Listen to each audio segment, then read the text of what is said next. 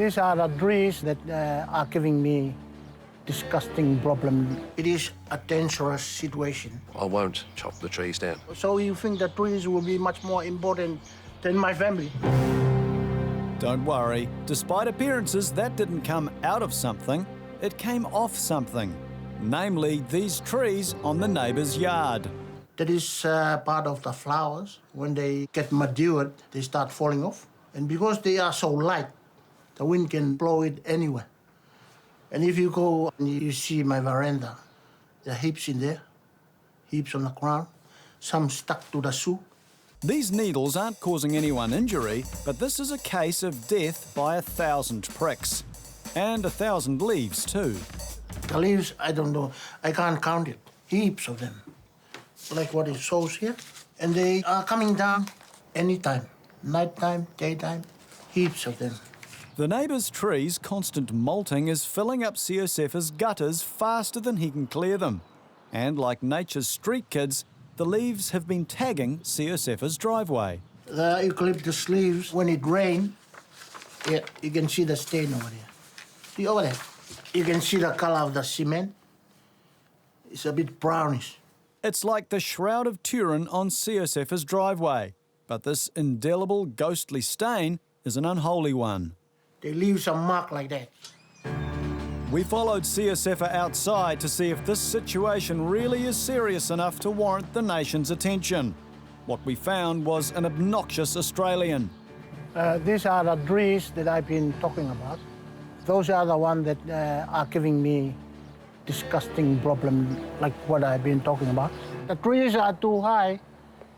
The wind just spread them everywhere. Over here, underneath the veranda, over there, even over there.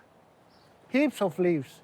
Siosefa believes his neighbour's gum tree is responsible for these worrying cracks in his concrete. And what's worse, he's now got a bloody great hole there. This is the hole I dug. But now we prove that there's nothing there. This shallow, grave-like excavation is the result of a costly investigation looking for rogue roots that may be damaging the concrete. Well, I had to hire a concrete cutter from the hire pool the other day. So I asked my son to give me a hand. Siosefa and the boys attempted to locate the cause of these mysterious cracks. The reason why I dig it up, to see if there's any roots underneath. We went down about 40 centimeters. I didn't see any. I have been advised by my lawyer. Siosefa has been advised that he should invoice his neighbour for his time and labour spent cleaning up the mess from his trees. Every time I do the work about the leaves, and collecting the rubbish and all those kind of things, and I had to charge him. Siosefa is not yet ready to invoice his neighbour and charge GST. But he might be invoicing for the ACC surcharge he fears could be necessary if parts of the tree come down like they did one day a while back. The wind was so strong, and the branch break across the driveway.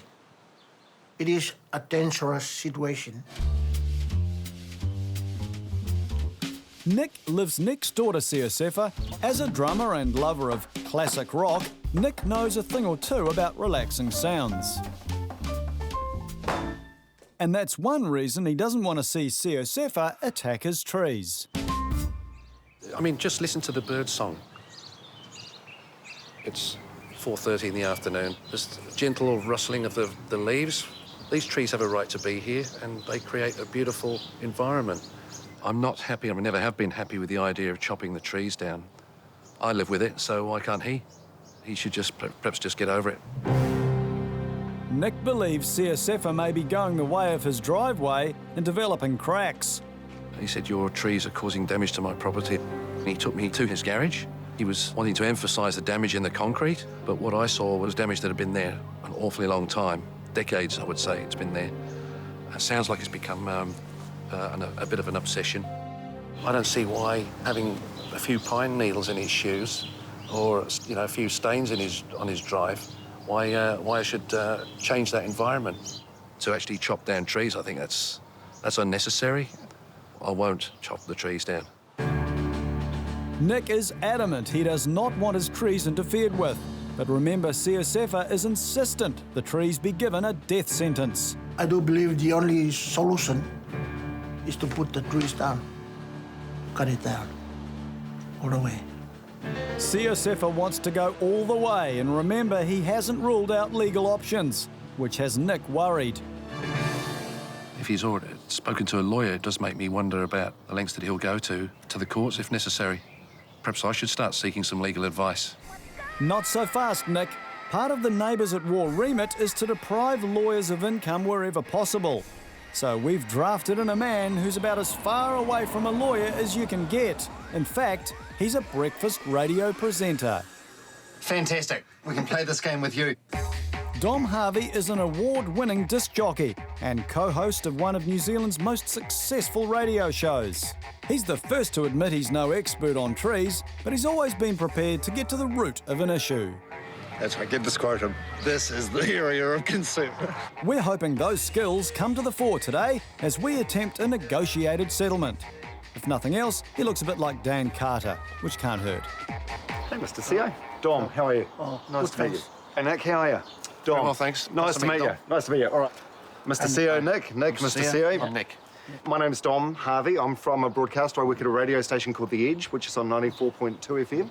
Shameless. Now, Mr. CEO, do you want to explain to me what the problem is? Well, I get a lot of rubbish from the trees. I asked Nick twice, see if he can do something about the problem. I remember he said that the trees are good trees, and he will go and see the city council, and that was it. I never hear from him after. Right. And what happened, Nick? Did you go and see the city council? I didn't actually bother. I went, I had a talk with my wife, and we weren't interested in chopping down any of the trees, or you know, I didn't really want to even think about it. To solve the problem is to put it down. If it is mine, and he's the one who get the problem, I'll do it for him. Right. I just definitely don't want to cut any trees down. I really don't think that's necessary. It will completely change the character of my property, and I think part of its charm is the trees and all the wildlife that goes with it. Mr. CEO, having been on your property for the last half hour or so and listening to the birds and the wildlife around here, the trees, so they definitely do add something to the area. Geez, I'd be ashamed to lose them. So you think that trees will be much more important than my family? Not at all. Nick is all about the atmos. Siosefa says, you can keep your birds. When it comes to Tuis versus Tongans, I'll take my own species. Well, I know the birds are coming over there, but it doesn't worry me. My family is more than anything to me, you know? Mm-hmm. Okay, so you want the trees down. You absolutely don't want the trees down. Yeah. The unfortunate thing is with a mediation is that it does require a little bit of give and take. Do we understand that? But what I wanted and still now is to put those two trees down. Okay, that would be your dream scenario. Yeah. Siosefa is standing as firm as the gum trees he so despises.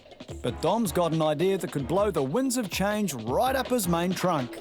Well, how does this sound? How about the Neighbours at War team pays to have the trees trimmed back to an acceptable level? So if we trim it down, for how often we are going to do it? Maybe after 4 years we had the same problem again. You say it might only last for 3 years, 4 years, 5 years, but, you know, who knows what's going to happen in 5 years' time? Well, yeah. You may not be here in 5 years' time. In 5 years' time, we could all be living underwater. Dom is all about the here and now, but can Siosefa see the wood for the trees? All right, what do we think? Yes, I do accept. That sounds great. Yeah, I can feel a hug coming on. Come on, bring it in. There's an old Tongan saying, On you, mate. we're all branches of the same tree. Am I the only one with a tear in my eye here? This is beautiful. Well done, Mr. CEO. Yeah. Well done, Nick. No worries. Congratulations. Another saying goes, from the fallen tree, many make kindling. Time to make some kindling. Just hours after our mediation, Dan and Matthew from the Specimen Tree Company turned up, dressed up, and then climbed up our trees. And in less than an hour, the boys carved out a solution for Siosefa. I do believe it will minimize or to some extent stop the problem. The reason that I volunteered to do this was because I just wanted to not fall out with my neighbour. I think we actually might become friends.